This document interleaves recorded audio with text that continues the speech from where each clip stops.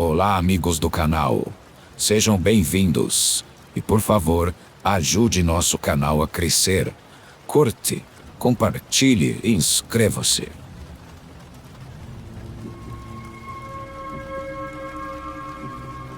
Sou uma pessoa seriamente obcecada por cachorros. Sou aquela garota que para na rua para falar com os cachorros com uma estranha voz de desenho animado, perguntando-lhes como foi o dia, acariciando seus brinquedos e chamando-os de gordinhos. Às vezes recebo olhares estranhos dos donos, mas não me importo. Vale a pena porque isso sempre alegra o meu dia.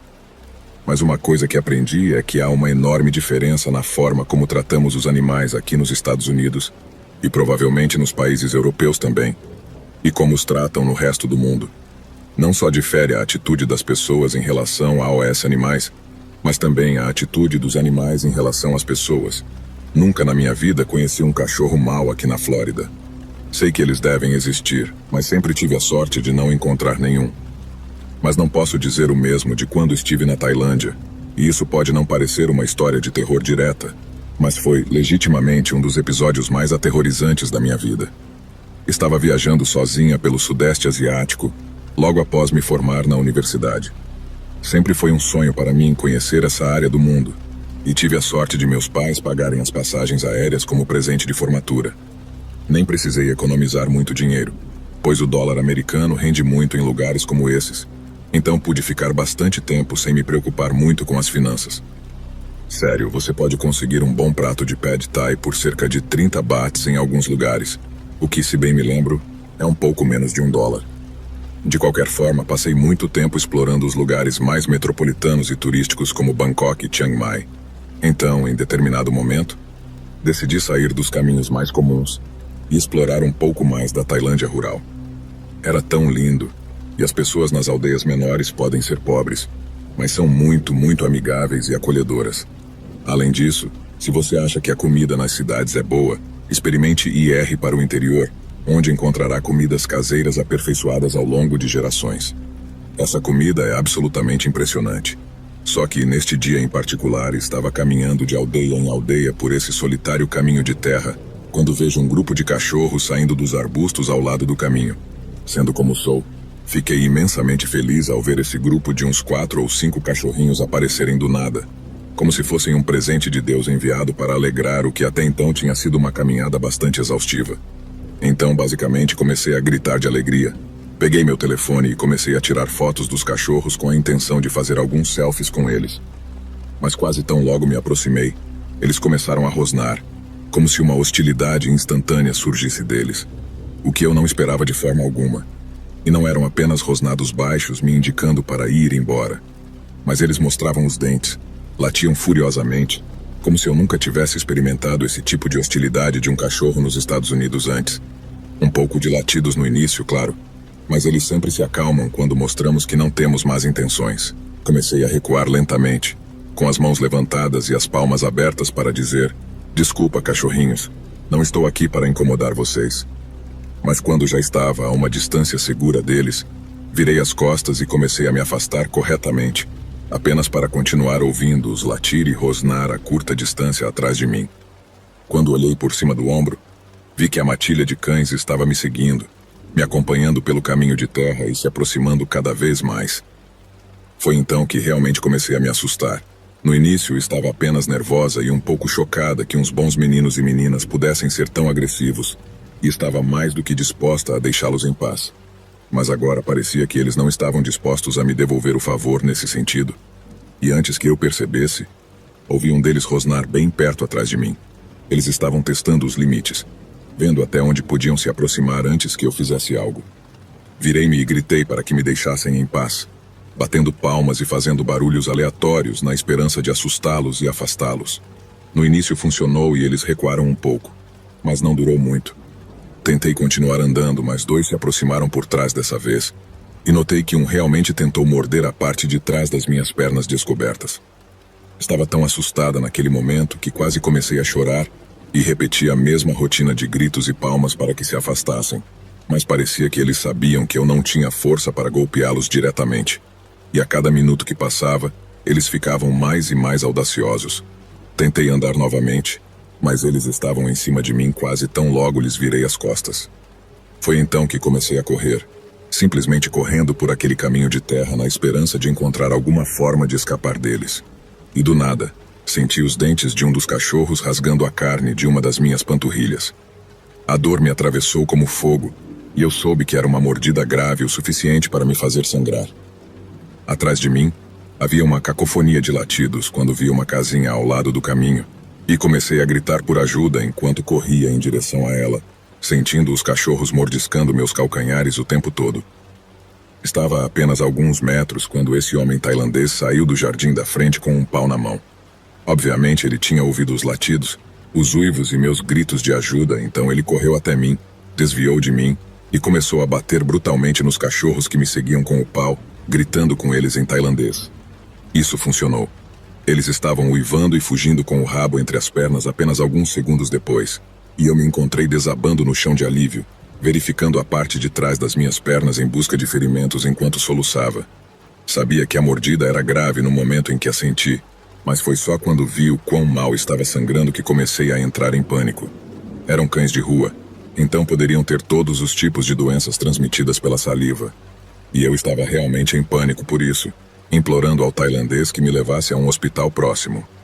Não acho que ele falasse muito inglês, mas não precisávamos de nenhum idioma comum para saber o que eu precisava. A próxima coisa que soube foi de ouvir o motor de uma motocicleta ligando, e o homem saiu para a estrada me entregando um capacete extra antes de me ajudar a subir na garupa de sua moto. Não sei quanto tempo realmente durou a viagem até o hospital, mas pareceu uma eternidade. Quando chegamos, minha perna estava tão inchada que eu mal conseguia colocar peso sobre ela. Não havia muitos membros da equipe que falavam inglês, então tive muita sorte de que o tailandês me levou até lá. Tentei lhe dar algum dinheiro para gasolina como agradecimento, mas ele realmente recusou firmemente. Isso pode soar muito de primeiro mundo da minha parte, mas isso me deixou perplexa. Esse homem parecia muito pobre, mas mesmo assim não aceitou dinheiro. Acho que ele apenas sabia que era a coisa certa a fazer. Por sorte, eu tinha sido vacinada contra a raiva antes de viajar, então, após o tratamento inicial, só precisei voltar ao hospital mais uma vez para receber a outra injeção de que precisava, em vez de passar pela agonia de receber umas 4 injeções diferentes ao longo de um mês. Ouvi dizer que você tem que receber uma delas no estômago com uma agulha grande, embora não tenha certeza se isso é verdade. Ainda assim, é absolutamente aterrorizante. Mas os efeitos reais de contrair raiva fazem tudo isso parecer brincadeira de criança. Peguei isso de um site que descreve o que acontece na primeira semana, ou algo assim após contrair o vírus da raiva. Confusão ou comportamento agressivo, ver ou ouvir coisas, alucinações, produzir muita saliva ou babar, espasmos musculares, dificuldade para engolir e respirar, incapacidade de se mover, paralisia. Uma vez que os sintomas aparecem, a raiva é quase sempre fatal. Que tipo de vírus super maligno pode tornar alguém agressivo dessa maneira? É como algo saído de um filme de zumbis e tão poderoso que mesmo com a vacinação prévia, você precisa de injeções após uma mordida para garantir que não contraia a doença. Então, espero que todos entendam por que estava tão completamente aterrorizada de contrair uma doença tão horrível, brutal e fatal, após aquelas mordidas de cachorro.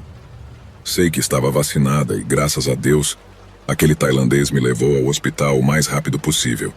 Mas tudo isso estava na minha mente enquanto íamos até lá. O medo de contrair uma doença tão terrível e brutal foi o mais assustador que me aconteceu enquanto viajava pelo Sudeste Asiático.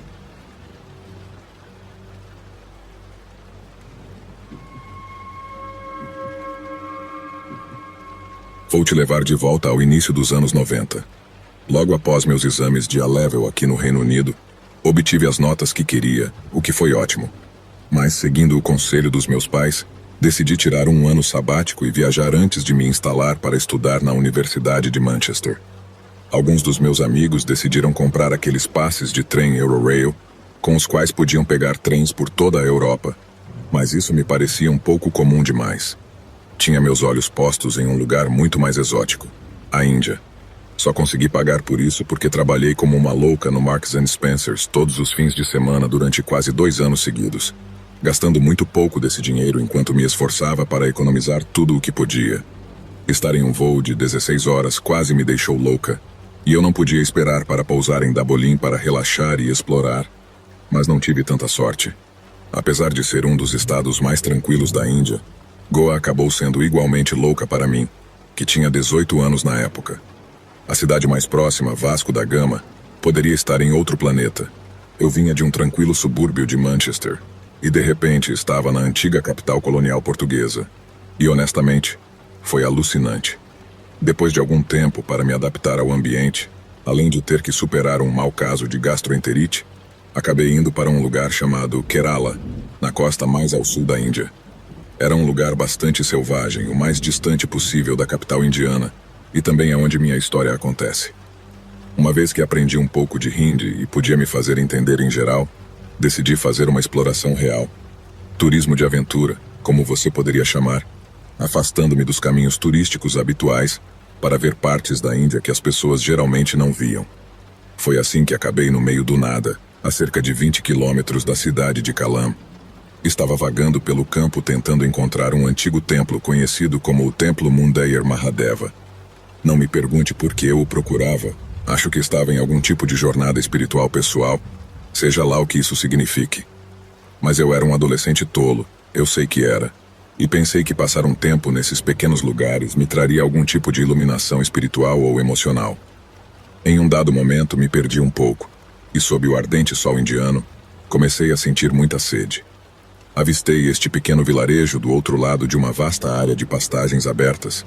Então comecei a atravessá-la completamente ignorante dos perigos que poderiam estar espreitando na grama alta. Se eu soubesse no que estava me metendo, juro que teria continuado a caminhar. A sede não pode te matar tão rapidamente quanto o que saiu da grama alta e olhou diretamente nos meus olhos. Do nada, saindo da grama exatamente na direção em que eu estava andando, ergue-se a maior cobra que já vi na minha vida. E não era qualquer cobra, era uma cobra real, uma naja. E honestamente eu pude dizer isso instantaneamente pela capuz distintiva e pelas marcas brancas e pretas debaixo de sua cabeça. Foi como ver um alienígena ou algo assim. Até hoje nunca senti medo como aquele ao ver algo tão mortal, tão diferente de qualquer tipo de animal que temos no Reino Unido. Foi como se um fragmento de gelo atravessasse meus intestinos. Quando algo assim acontece, e você não está acostumado a ver cobras ou serpentes em geral, é como se algo profundo e primitivo acontecesse no seu corpo nos momentos iniciais após vê-la.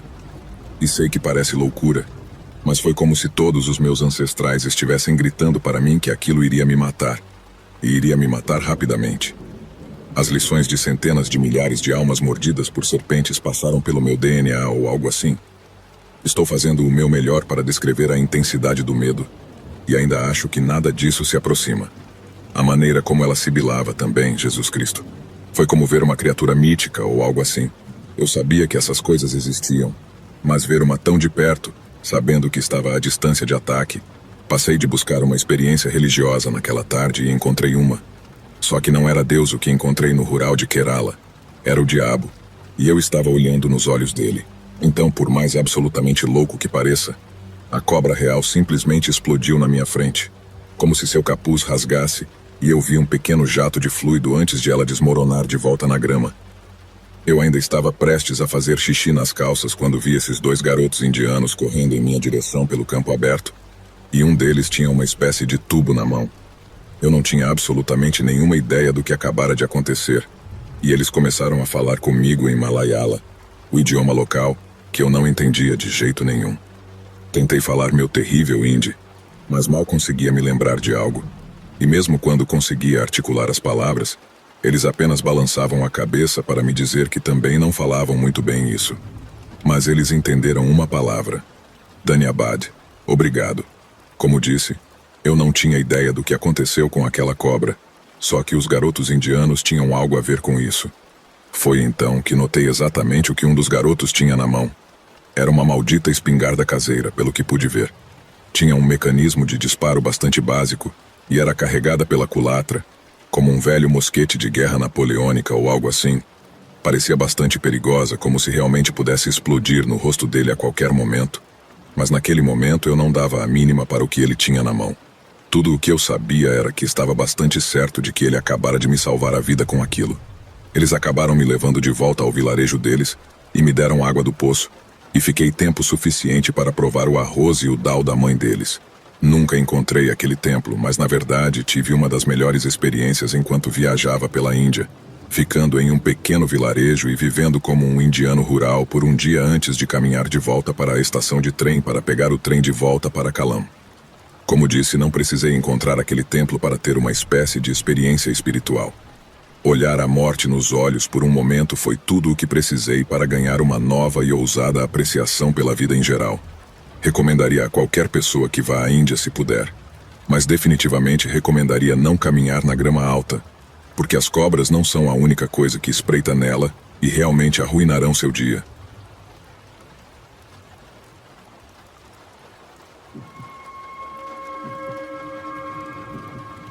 No dia 23 de junho do ano 2000, por volta da 1 da manhã, um hóspede do albergue Childers Palace Backpackers em Queensland, Austrália, acordou confuso e sonolento. Inicialmente, ele se irritou ao ouvir um barulho de batidas vindo do corredor fora de seu quarto e se perguntou quem poderia ser tão inconsiderado a ponto de fazer tanto barulho altas horas da noite. Mas ao se sentar na cama, detectou um cheiro distinto no ar ao seu redor. Esse cheiro poderia ter sido reconfortante se ele soubesse que havia lareiras a lenha no albergue, mas não era o caso. O cheiro de madeira queimada vinha acompanhado de uma fumaça preta espessa que se infiltrava no quarto. Muitos mencionaram um colhedor de frutas local chamado Robert Long, que havia se envolvido em alguns confrontos com seus colegas hóspedes e se dizia ter um desdém geral por mochileiros e turistas. Os investigadores também descobriram que Long, de 38 anos, havia sido recentemente despejado do albergue por atrasos no aluguel e havia prometido vingança contra os proprietários, embora se assumisse que tudo não passava de bravata e que ele não tinha intenção real de buscar represálias. A polícia anunciou publicamente que desejava interrogar Robert Long sobre sua possível implicação no incêndio e pediu ao público em geral que se apresentasse se soubessem de algo sobre seu paradeiro. 5 dias depois, uma ligação anônima rapidamente levou as autoridades locais a descobrir que Long acampava em uma área de floresta a menos de 32 quilômetros da cidade onde ocorreu o incêndio. A polícia então se dirigiu à área, procurando com um cão policial até encontrar o acampamento do suposto incendiário. Eles se aproximaram do homem tranquilamente, perguntando se podiam fazer algumas perguntas sobre a natureza do incêndio e as ameaças que ele havia feito contra o albergue nos dias anteriores.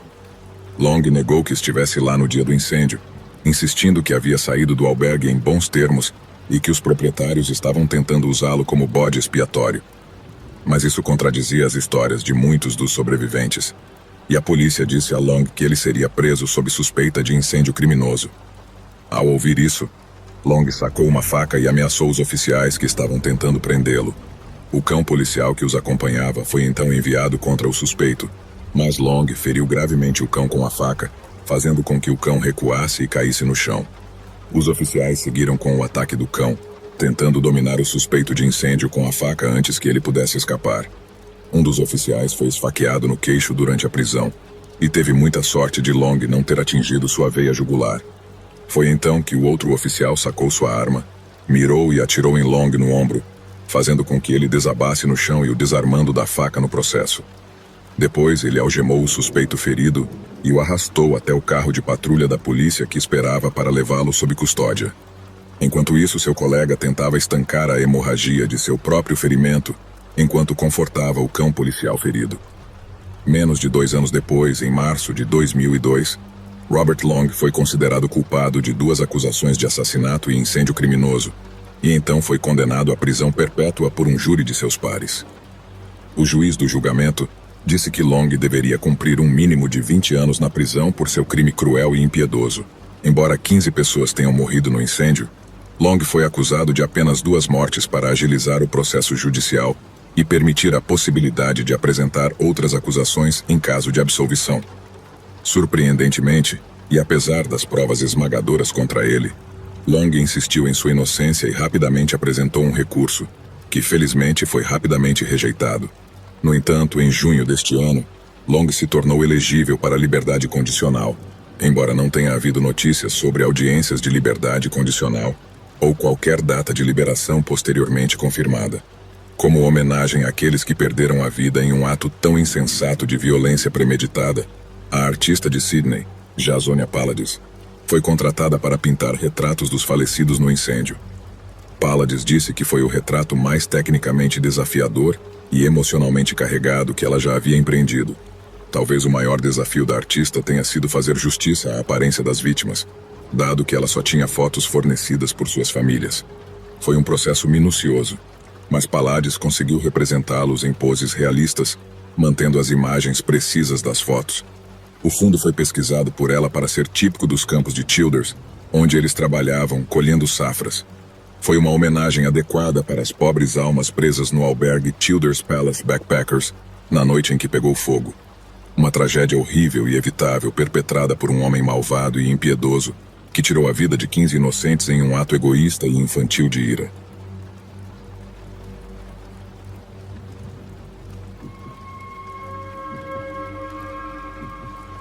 Nasci e cresci aqui no Reino Unido, mas meus pais são da Líbia.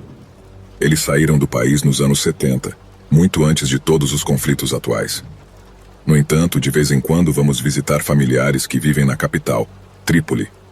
Desde a queda de Gaddafi e os conflitos entre milícias rivais, o país basicamente foi destruído. Nossas visitas obviamente diminuíram quase completamente, mas no ano passado houve um grande casamento familiar na cidade. E, naturalmente, recebemos um convite. No início, estava muito indeciso sobre IR, já que, embora os confrontos tenham diminuído muito nos últimos anos, o lugar ainda é praticamente uma zona de guerra. Mas, para minha surpresa, meus pais anunciaram que estavam decididos a ir. Eu poderia ficar em casa, perder o casamento e me preocupar com a segurança e o bem-estar dos meus pais. Ou poderia me juntar a eles e pelo menos poder vigiá-los. Então escolhi a segunda opção. Trípoli é uma cidade incrível. Há ruínas romanas, arquitetura de estilo italiano da época em que a Líbia fazia parte do Império Italiano, e a comida é absolutamente incrível. Mas os sinais do conflito recente estavam por toda parte. Havia buracos de bala e crateras de bombas por toda a cidade que ainda não haviam sido reparados. Grandes monumentos em memória das pessoas que morreram durante os ataques em anos anteriores. Era arrepiante. Mas, por enquanto, a cidade parecia segura, então, por mais estranho que pareça, simplesmente esquecemos toda a situação assim que nos reunimos com a família e pude ver meus primos distantes que não via há anos. Toda a ansiedade e preocupação com a viagem pareciam desaparecer em segundo plano. O casamento foi fantástico. Todos nós nos divertimos muito. Após a cerimônia, íamos passar uma semana apenas aproveitando o tempo com a família e desfrutando do ambiente.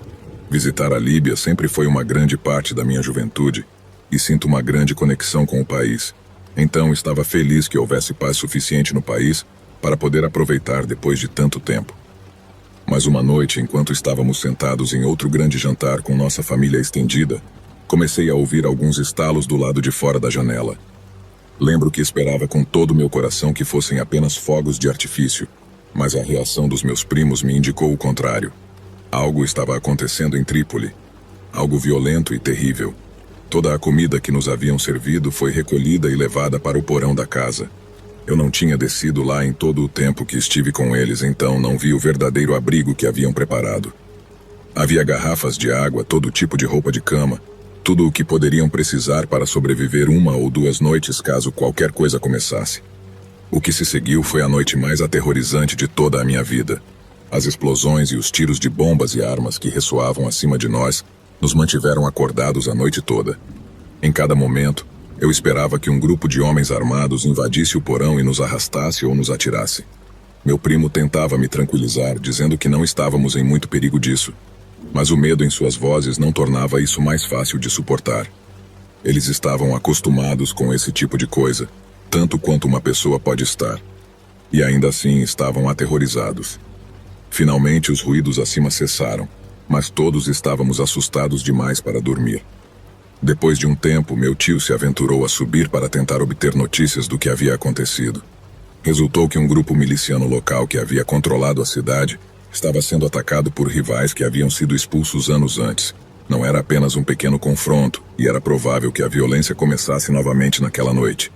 Precisávamos sair de Trípoli. Nossa família organizou um táxi tipo minibus que nos levaria até a fronteira com a Tunísia, para que pudéssemos pegar um voo de volta para casa a partir da capital Tunis. Foi assim que partimos uma semana inteira antes para evitar os confrontos. Foi horrível ter que deixar nossa família para trás em uma cidade condenada a cair na violência. E em um momento, meu pai até se ofereceu para levá-los de volta ao Reino Unido para buscar o status de refugiados, mas eles recusaram. Eram orgulhosos demais para sair e meu coração se partiu ao ter que deixá-los para trás. Não voltamos à Líbia desde então, mas mantive contato com meus primos tanto quanto pude para garantir que estivessem todos seguros, o que graças a Deus estavam. Tive pesadelos sobre aquela noite durante meses, e ainda agradeço a Deus por todos termos saído com vida. Mas o fato é que foi apenas uma noite para mim, mas para meus primos essa foi a vida inteira deles.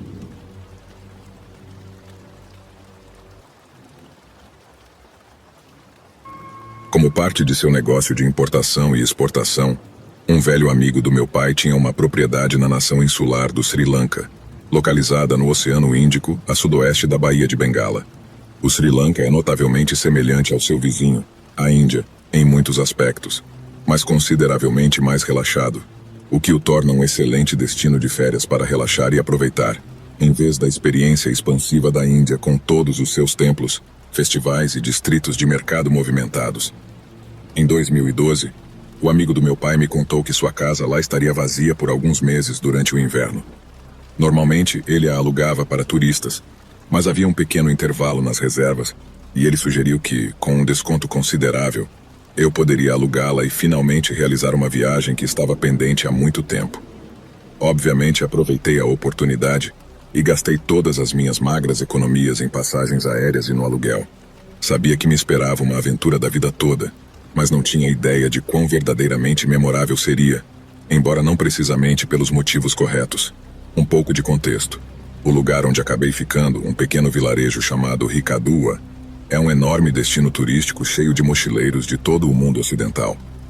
Você não podia se mover por Ricadua sem encontrar algum tipo de pessoa branca com dreadlocks ouvindo Bob Marley de um alto-falante Bluetooth. Como resultado, evitei todos os lugares hippies e as imitações de Starbucks que enchiam a rua principal de Ricadua, preferindo as pequenas lojas de roti e os restaurantes de curry que pareciam ser destinados exclusivamente a OS locais do Sri Lanka. Foi assim que conheci Lassie. Uma das coisas que notei sobre a comida local foi o quão suave ela era. De fato, comentei isso com um garçom em um dos lugares mais elegantes para turistas na minha primeira noite lá. E ele riu antes de dizer algo como: "Isso é só para os turistas. A comida real do Sri Lanka é muito mais apimentada." Então, quando terminei em um pequeno restaurante de curry onde eu era o único branco visível, cometi o erro de pedir o que eles chamam de estilo caseiro. Quando chegou à minha mesa, percebi que todos no lugar estavam me olhando com sorrisos no rosto, esperando que eu provasse a comida. Não sendo do tipo que recua diante de um desafio, comecei a comer. Mal algumas colheres de arroz e molho de curry estavam na minha boca quando de repente o tempero me atingiu. Era como nada que eu tivesse sentido em toda a minha vida. Como se uma bomba tivesse explodido na minha boca. Eu tossia, cuspia, alcançava minha garrafa de Coca-Cola, mas o líquido açucarado parecia apenas espalhar o sabor por toda a minha boca, piorando a situação. Não estou brincando quando digo que minhas sobrancelhas realmente suavam. Naquele momento, um rapaz do Sri Lanka, aproximadamente da minha idade, começou a me dar tapinhas nas costas e perguntou se eu estava bem. Respondi com um gesto mudo, tentando não me envergonhar ainda mais, ouvindo as risadinhas suaves dos locais ao meu redor, que claramente se divertiam muito com meu patético espetáculo de fraqueza ocidental. O rapaz disse algo em singalês ao homem que atendia no balcão, que rapidamente trouxe um copo com algo que parecia leite, mas tinha a consistência de iogurte. "Esta bebida leva o meu nome", disse o rapaz em inglês quase perfeito enquanto se sentava à minha frente. "Chama-se Lassie, experimente." Tomei um gole e instantaneamente senti como a dor na minha boca começava a diminuir. Aparentemente algo nos laticínios contraria o efeito do tempero das coisas. Em um estado de absoluto alívio, agradeci profusamente. Foi assim que Lassie e eu começamos a passar tempo juntos. Ele me apresentou EOS e seus amigos, que jogavam sinuca juntos na maioria das noites, me mostrou a escola de surf que eles dirigiam juntos e me ensinou algumas palavras em singalês, o idioma local. Um dia, Lassie me disse que haveria uma festa na praia durante o fim de semana e mencionou que, como conhecia os donos do bar onde seria realizada, eu poderia entrar de graça em vez de pagar os preços exorbitantes cobrados aos turistas. Parecia que seria divertido, então aceitei ir. Então, algumas noites depois, nos dirigimos ao salão de sinuca onde Lassie e seus amigos estavam passando o tempo. Bebemos algumas cervejas Lion baratas. Quero dizer, incrivelmente baratas. 75 centavos por uma garrafa de pint. Jogamos algumas partidas de sinuca e depois nos dirigimos ao bar da praia. O lugar estava cheio de turistas e mochileiros de toda Ricadua que haviam acabado de chegar para a noite.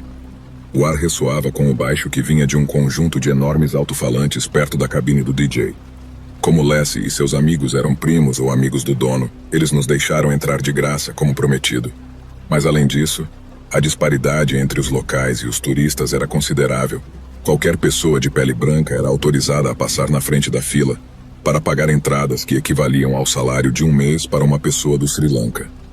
Então, muito poucos locais podiam entrar. Os únicos sri-lanqueses que podiam pagar as entradas eram os filhos ricos que vinham da capital, Colombo. Esses caras eram instantaneamente reconhecíveis em comparação com Lassie e seus amigos. Eles usavam bermudas de surf e camisetas velhas emprestadas, enquanto os meninos ricos de Colombo usavam camisas caras e joias. Idiotas, disse Lassie em um momento, apontando para um grupo de meninos de Colombo jogando dinheiro perto do bar. Eles nos olham como se fôssemos ratos. Não teria te convidado se soubesse que eles estariam aqui. Por quê? Perguntei. São apenas garotos ricos idiotas, nós temos isso no Reino Unido também. Espera e verás, respondeu Lassie, e depois disse algo que começou uma espécie de tensão que cresceu à medida que a noite avançava. Vai haver problemas. Devo fazer uma ressalva neste ponto. Na minha experiência, todos os sri-lanqueses que conheci, exceto esses ricos idiotas de Colombo, foram perfeitamente amáveis e educados. Nenhuma das garotas com quem falei enquanto estive lá se queixou de ser assediada por sri-lanqueses ou tratada de maneira não cavalheiresca. Mas esses garotos de Colombo eram diferentes, e a explicação para o comportamento deles é algo que estou citando de Lassie. Embora seja um país budista, o Sri Lanka ainda é uma sociedade bastante conservadora. Lassie me explicou que nunca via garotas jovens sri-lanquesas em nenhum outro lugar além dos mercados quando faziam suas compras. Elas nunca estavam em nenhum dos bares à noite, exceto quando estavam trabalhando, e não rondavam as praias como suas contrapartes masculinas tinham permissão para fazer. As garotas sri-lanquesas são respeitadas, mas a percepção entre certas seções do Sri Lanka era que as garotas ocidentais não eram. Lassie e seus amigos sabiam que era melhor não perseguir garotas brancas nas praias usando seus pequenos biquínis, mas o mesmo não podia ser dito dos ricos garotos de Colombo. E não só eram excessivamente flertadores com as garotas ocidentais, mas eram descaradamente pervertidos com elas. Em um momento, vi esse idiota bêbado, coberto de joias, agarrar diretamente as nádegas de uma garota ocidental. Foi seriamente repugnante. Ele não só a agarrou como a expressão diz, mas realmente a apalpou. Ela lhe lançou um olhar sujo e ele simplesmente riu. Tenho um pouco de vergonha de dizer isso agora, mas não disse nada a Lassie, cujo humor e o de seus amigos estavam ficando bastante tensos naquele momento. E não queria que as coisas se complicassem ainda mais. Mas parecia que para então já era tarde demais. Estávamos sentados ao redor da mesa, bebendo, quando um dos amigos de Lassie, um cara chamado Dinesh, se levantou e começou a gritar algo em singalês para os garotos de Colombo, depois de ver um deles apalpar novamente uma garota ocidental. Ele havia perdido completamente a compostura com aquela cena. Ei, eles nos dão má fama, me disse em um momento, voltando-se para os garotos de Colombo e gritando algo no idioma deles. Eles responderam com algum gesto insultante e desprezaram sua reprovação. Depois disso, a situação só piorou e piorou. Finalmente, uma garota ocidental começou a gritar na cara de um dos garotos de Colombo. Houve outro incidente, mas dessa vez ela não ficou calada. Acho que a garota era alemã ou norueguesa, porque estava gritando seriamente na cara desse garoto, mas não conseguia entender direito o que ela dizia. Uma pequena multidão se formou para ver como a garota alemã empurrava o garoto rico de Colombo no peito, o que normalmente passaria despercebido no Ocidente. Mas toda a multidão ficou boquiaberta quando o garoto rico simplesmente deu um tapa na garota. Virei-me para Lassie e seus amigos para lhes dizer: "Vocês viram isso? Vocês viram?"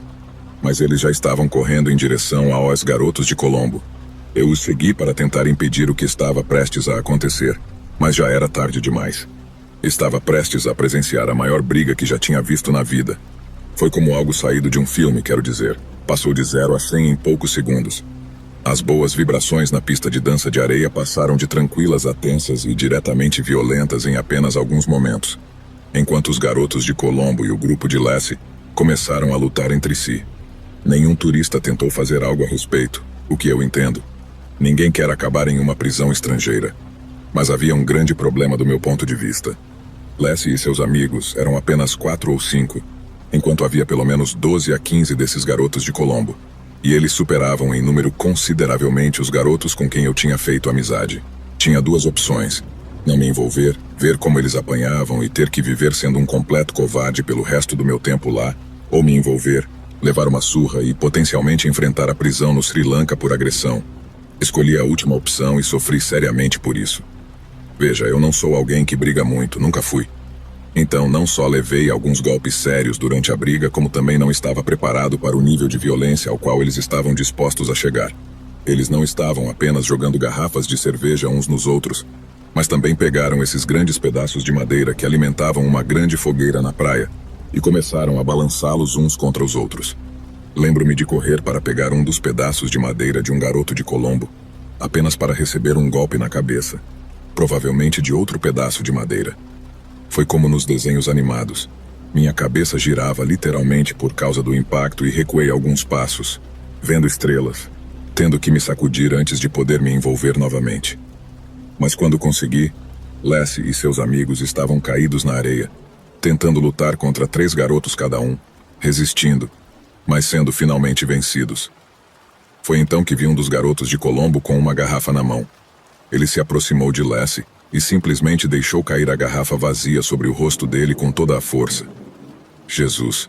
O som daquela coisa se quebrando em sua testa ainda é cristalino na minha memória até hoje. E eles não pararam aí. Começaram a bater na cabeça dele com os pedaços de madeira enquanto ele já estava coberto de vidro quebrado. Lembro-me da sensação horrível que senti naquele momento pensando: eles realmente vão tentar matá-lo. Não como as brigas no Reino Unido, que são em grande parte bravatas. Esses garotos realmente estavam tentando acabar com Lassie enquanto ele estava deitado na areia coberto de vidro. Não sabia o que mais fazer, então simplesmente me coloquei entre os pedaços de madeira e a cabeça de Lassie, deixando que os golpes caíssem sobre meus braços, que eu usava para cobrir minha cabeça. Provavelmente foi uma das coisas mais estúpidas que fiz. Sei que poderia ter acabado muito pior, e foi realmente uma sorte incrível que, justo naquele momento, quando pensei que esses caras iam me matar, a polícia do Sri Lanka chegou e os garotos de Colombo saíram correndo. O que aconteceu depois foi absolutamente horrível, como algo saído de um filme de guerra ou algo assim. Havia vidro quebrado por toda parte, sangue encharcando a areia. A música do DJ parou naquele momento, então tudo estava acompanhado pelos soluços das garotas que presenciaram uma exibição tão extrema de violência física. Eu mal conseguia manter um pensamento claro na minha cabeça. Ainda sentia a adrenalina correndo pelo meu corpo. A única coisa em que conseguia pensar era na palavra ambulância, que repetia uma e outra vez para os policiais do Sri Lanka, que observavam a cena com uma espécie de apatia perturbadora. Era como se tivessem visto esse tipo de coisa o tempo todo, ou pelo menos tantas vezes que já não os afetava de nenhuma maneira. Não há ambulâncias, disse um deles, o que significava que teríamos que levar os feridos a um dos tuk-tuks que esperavam ao redor dos bares todas as noites, prontos para levar os turistas bêbados de volta a AOS e seus hostels. Comecei a tentar acordar Lassie para pelo menos colocá-lo de pé, mas mesmo quando voltou a si, ele não conseguia se mover. Tentei levantá-lo, pedi ajuda a outros, mas por alguma razão eles estavam reunidos ao redor de outro amigo de Lassie. Estava furioso. Lassie poderia estar cego por causa do impacto daquela garrafa de vidro, e ainda assim, estavam todos aglomerados ao redor de outro amigo dele. Só quando o levantaram e correram pela areia com seu corpo elevado, percebi que ele estava muito, muito mais ferido. O grupo que o carregava deixava um rastro de sangue por onde passava. Nunca tinha visto rastros de sangue assim antes, e nunca mais gostaria de vê-los novamente. Eventualmente voltaram para pegar Lassie e cruzamos a areia com ele nos braços. Jesus Cristo, a areia tornava tudo muito mais difícil. Já seria bastante difícil na estrada, mas a falta de resistência fazia minhas coxas arderem quando chegamos fora do bar e encontramos um tuk-tuk esperando. Só quando estávamos sob as luzes da rua fora do bar vi o quanto de dano realmente tinha sido feito. Havia pedaços de vidro incrustados por todo o lado direito do seu rosto, brilhando sob as luzes brancas brilhantes da estrada. Não tinha ideia se algum pedaço tinha chegado ao olho dele, que estava inchado por causa do impacto dos pedaços de madeira. Não tinha ideia se os golpes dos pedaços de madeira tinham causado uma fratura craniana ou uma hemorragia cerebral ou qualquer outra quantidade de coisas que poderiam significar que ele não passaria a noite. Tentei ir ao hospital com ele, mas os outros singaleses me afastaram do tuk-tuk para que houvesse espaço para aqueles que o conheciam melhor. Nem falava singalês suficiente para poder perguntar adequadamente para onde estavam levando os feridos. Era um garoto perdido e assustado em um lugar onde eu não pertencia. E nunca me senti tão sozinho em toda a minha vida. No final, Lassie teve sorte. Nenhum vidro tinha chegado ao seu olho, e de alguma forma, ele evitou qualquer tipo de fratura craniana pelo impacto dos grandes pedaços de madeira.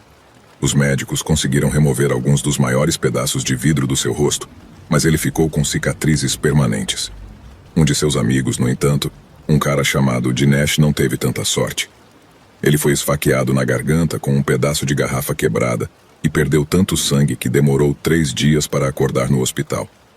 Os eventos daquela noite consumiram os últimos dias da minha viagem ao Sri Lanka, discutindo como tudo aconteceu, falando sobre as feridas e os tempos de recuperação. Senti-me culpado por ter saído tão ileso e pensei que meus novos amigos singaleses poderiam guardar rancor de mim por ter escapado de lesões piores. Mas a amizade não foi manchada. Na verdade, foi fortalecida apenas pelo que aconteceu naquela noite. Ainda estou em contato com Lassie. Ele acabou se casando com uma garota sueca e se mudou com ela para a Suécia, onde agora tem uma filha juntos. De vez em quando, relembramos aquela noite, e ele me agradece por ter salvo sua vida, mas não acho que fiz algo tão heróico. Só lamento não ter feito mais para defendê-lo. A violência é uma coisa estranha. Apesar de sua capacidade de destruir, forma laços entre as pessoas que nunca podem ser quebrados. Mas ainda assim, espero não ter que passar por algo semelhante ao que aconteceu naquela noite. Nunca mais. Porque da próxima vez posso não ter tanta sorte.